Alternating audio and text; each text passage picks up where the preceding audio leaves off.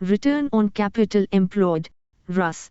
In the realm of financial analysis, discerning metrics like return on capital employed, ROCE, empower investors to make informed decisions. This blog post delves into the intricacies of ROCE, unpacking its significance, calculation methods, interpretation nuances, and its interplay with other financial health indicators. ROCE, a multifaceted lens on financial performance. ROCE transcends mere profitability. It unveils a company's proficiency in leveraging its capital to generate returns.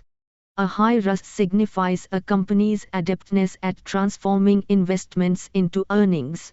This metric provides valuable insights into a company's management effectiveness and its ability to create shareholder value.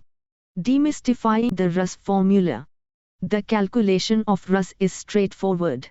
ROCE is equal to EBIT capital employed. Here, the key elements are EBIT, earnings before interest and taxes. This reflects a company's core profit before factoring in interest and tax expenses. Capital employed, this can be determined in two ways. Total assets, current liabilities. This approach captures the total investment in the business, excluding short-term obligations. Shareholders' equity plus non-current liabilities. This method focuses on the long-term capital used by the company, providing a window into its financial sustainability. Interpreting the ROCE landscape. While a higher ROCE is generally commendable, a nuanced approach is necessary. Industry benchmarks are crucial for interpreting the true significance of a company's ROCE. A seemingly impressive 20% ROCE in one industry might be just average in another. Here is a guiding framework for interpreting ROCE. 20% or higher, this is generally considered a positive indicator, signifying efficient capital allocation and strong profitability. Negative ROCE.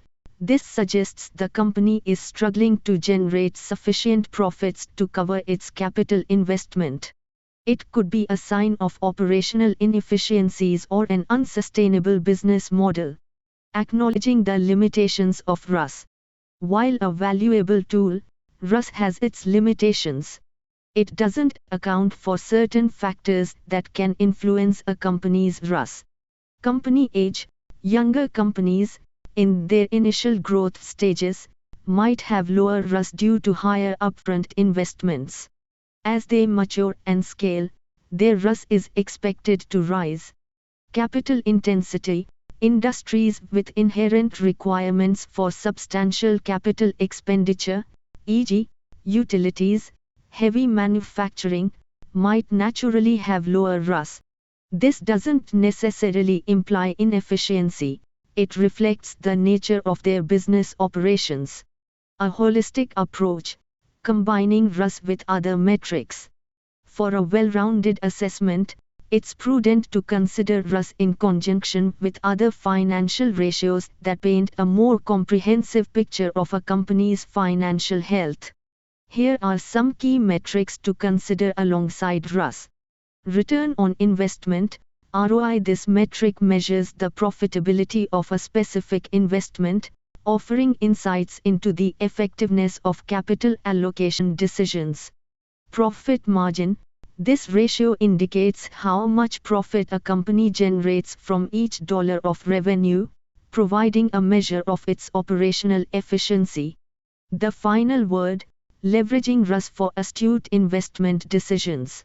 By understanding the power of ROCE and its interplay with other financial metrics, investors can make informed investment decisions.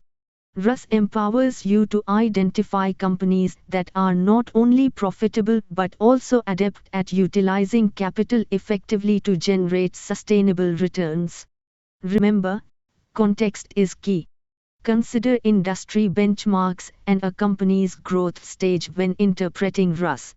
By employing ROCE strategically, you can navigate the investment landscape with greater confidence.